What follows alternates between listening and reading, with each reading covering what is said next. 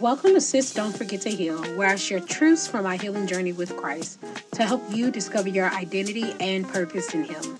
Today, we're going to talk about experiencing God and the pivots that can occur in transition.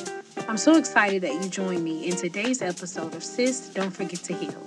Let's heal together. Hey, everybody, welcome back to the podcast.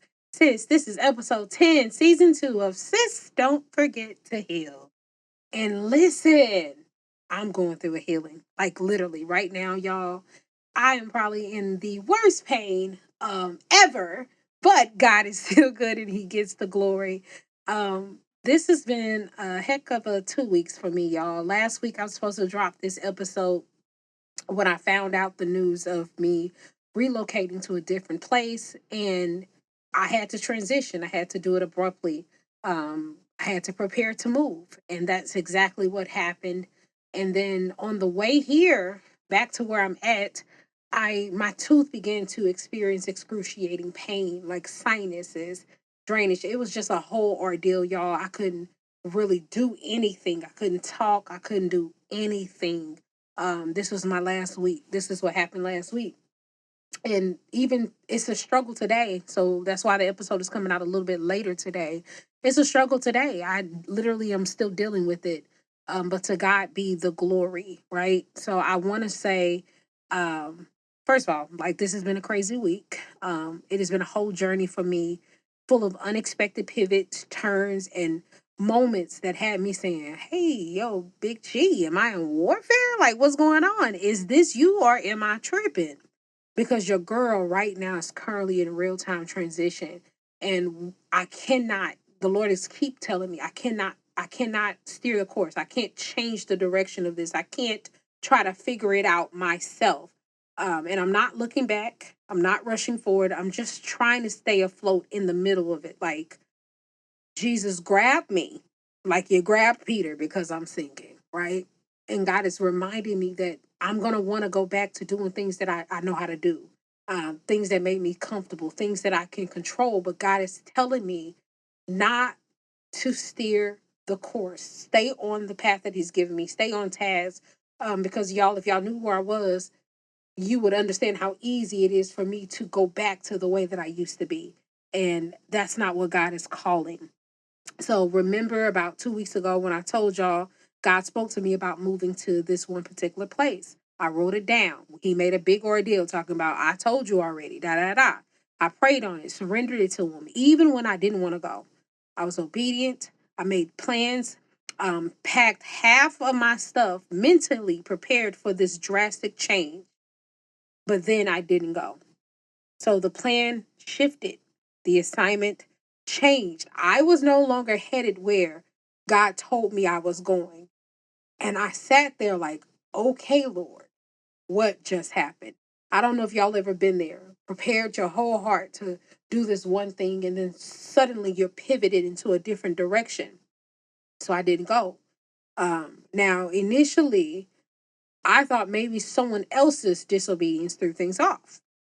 Because truthfully, that can happen in a pivot when something isn't aligned because somebody is not on their post or doing what they're supposed to do. So that was my initial thought, like, Lord, who did it? Like, what caused this to happen? And God gives us free will and all. And I was just going down this whole path of, Lord, it didn't happen because of this. It didn't happen because that happened.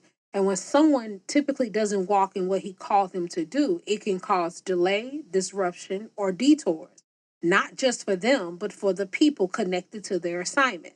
So I felt what it felt like for for a moment when God says, "Oh, you're going to go here."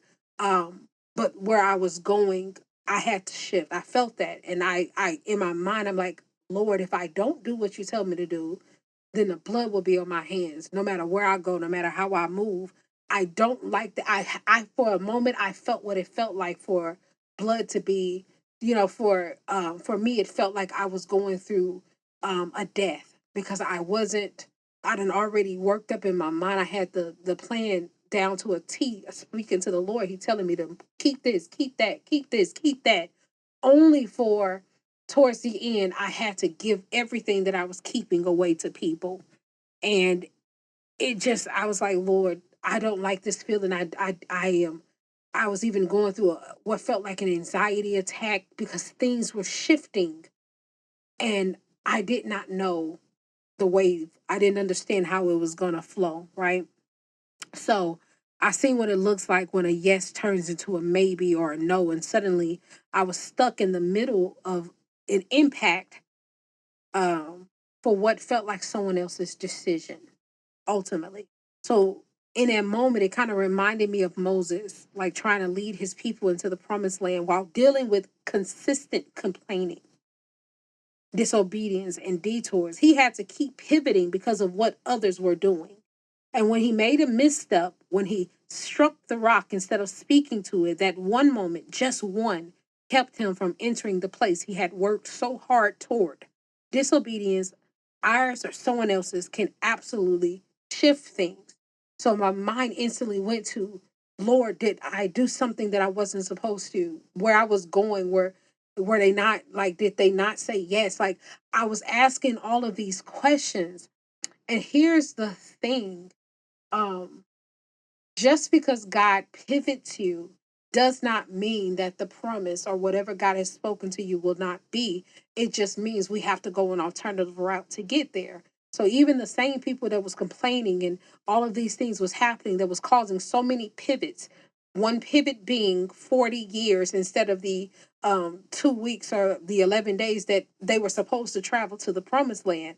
That 40 that that 40 years become a pivot for them because of disobedience, right? And in that moment, I had to analyze my circumstance because it very well could not have been disobedience.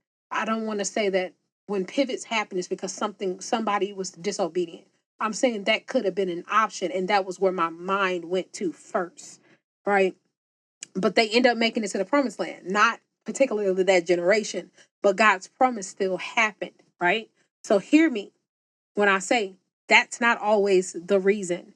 Because after I sat with God a little longer, I realized something deeper. Sometimes the pivot isn't about disobedience at all, it's about protection, it's about preparation. Sometimes God stops the plan not because someone failed, but because he sees something we can't. He's shielding us from what's ahead or stretching us for what's coming next, right? So think about Joseph. His journey wasn't just detoured by his brothers' hate and emotions for him, it was orchestrated. So God used it. The detour was positioning. What looked like betrayal was actually part of the breakthrough. So, what am I saying? I'm saying there are multiple reasons why God might pivot your path. Sometimes it's because someone else isn't moving in obedience. Sometimes it's to protect you from something that wasn't meant for you, even either in that season or it's no longer going to serve you for the season that you're in. And sometimes it's not just the right time. It's just not the right time, right? So God's still preparing you for what he's promised. But in all of it, every twist, every turn, one thing that you must remember, he is still faithful. So sis, if you're in a pivot season, I don't want you to rush to blame people. Don't assume it's always because something went wrong. Sit with God, ask him what he's doing, because he might just be rerouting you to bless you, protect you, or prepare you for more than you asked for. Um, and that's basically the word for today is pivot with obedience. Pivot with joy, pivot with peace. That if God is pivoting you in this season, it's not always because somebody didn't do what they were supposed to do. It could be you're not ready to walk into what God has called you to walk into, or um, the next part of your assignment is not ready for what God is calling y'all to walk into. You just got to understand that when God is moving you and shifting you, it's not always punishment. And I think in my mind, mentally, when you tell me something and it does not fall through, I doubt you sometimes. I doubt your voice. I blame me. Did I do something? But I had to look at it differently. I had to I had to look at it differently. There's no names, there's no shade. It's just true. Sometimes God is protecting you and he has to pivot you from the direction you were getting ready to go down. So even when it doesn't make sense, God's plan is still unfolding. It may not look like what you expected, but it's always working for your good and his glory. So breathe, trust, and pivot with him. Amen.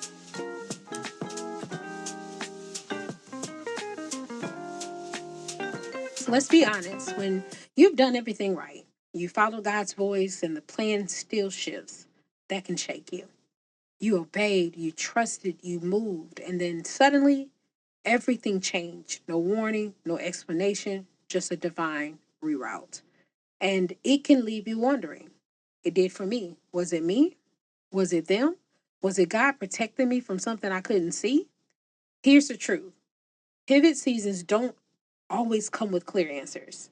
Sometimes they're the results of disobedience, yours or someone else's. But just as often, they're divine detours meant to protect you or prepare you for the next level. God sees the whole picture, not just the piece we're holding on to. And even when it feels like something fell apart, he's still putting things in order. You can trust a God who pivots you, even when you don't understand the why. Hear me again. You can trust a God who pivots you, even when you don't understand the why. I want to give you guys 3 practical steps, like I always do, to help you, in this case, to trust God in the pivot.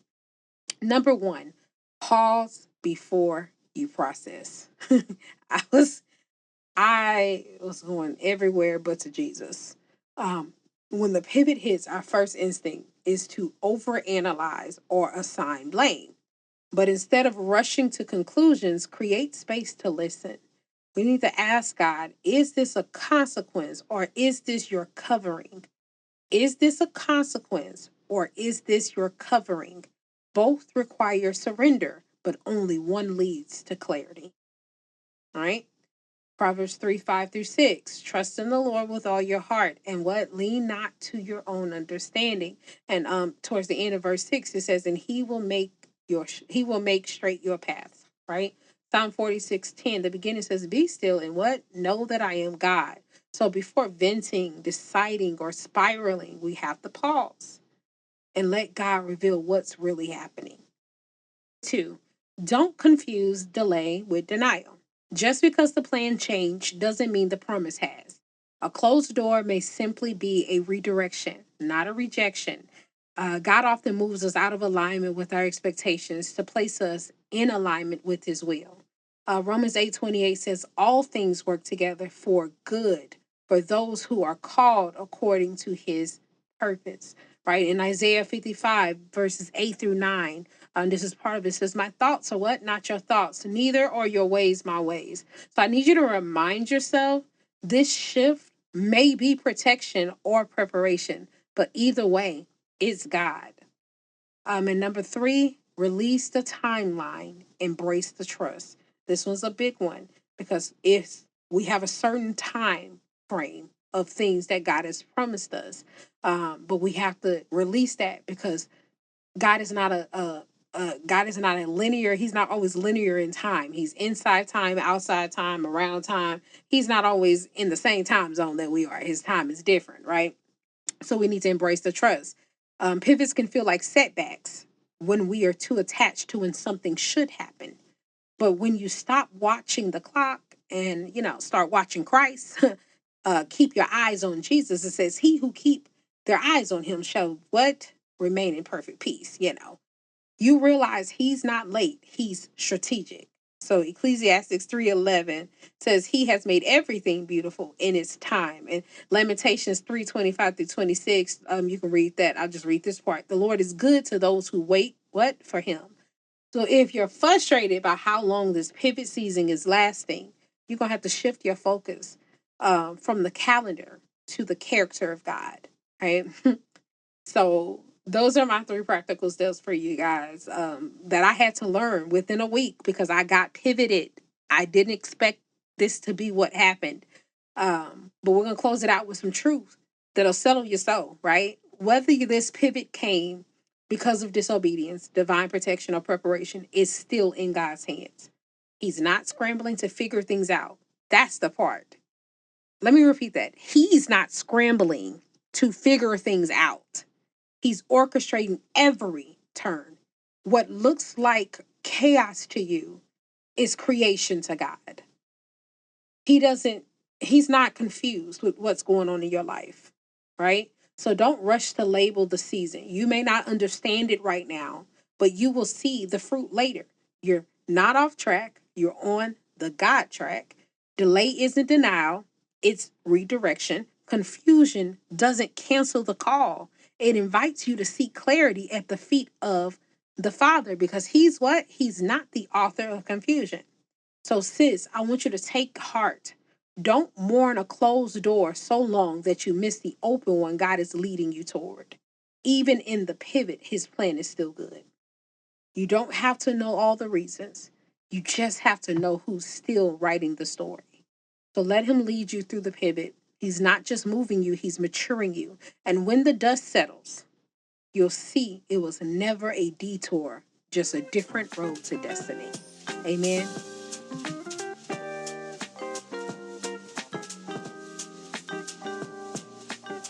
Okay, y'all, here comes my favorite part of the podcast, journaling through it. If you've been journaling with me for a while, you already know what's up. This is just a sacred place where we meet God on the page. It's where clarity comes. It's where pride melts, where truth has room to speak louder than fear. And today we're going to sit with this question. Was there a pivot in your life that felt like a disappointment, but could have actually been God's protection, preparation, or redirection? Take your time here. Ask yourself honestly, did I assume it was punishment when it might have been preservation? Did I take the change personally when God was actually being intentional? Am I holding on to a plan he already pivoted from? So let this journaling moment be a safe space. No shame, no blame, just you and God getting honest about the shifts. And if you discover that what felt like a setback was actually a setup, pause, thank Him, and write this down as a declaration. Lord, even when I don't understand the why, I will trust the who. You never pivot without purpose. Because, sis, he is still good in the unexpected. And your surrender, that's your power move. Amen. All right, y'all. I want to thank you so much for joining me for yet another episode of Sis Don't Forget to Heal. When life throws you lemons, sis, don't just settle for lemonade. Go ahead and make that lemon meringue pie and keep it moving. Pivots will come, but keep trusting, keep obeying, and watch how God still gets the glory. Remember, healing is a journey, and Christ is with you every step of the way. So until next time, sis, don't forget to heal. Bye.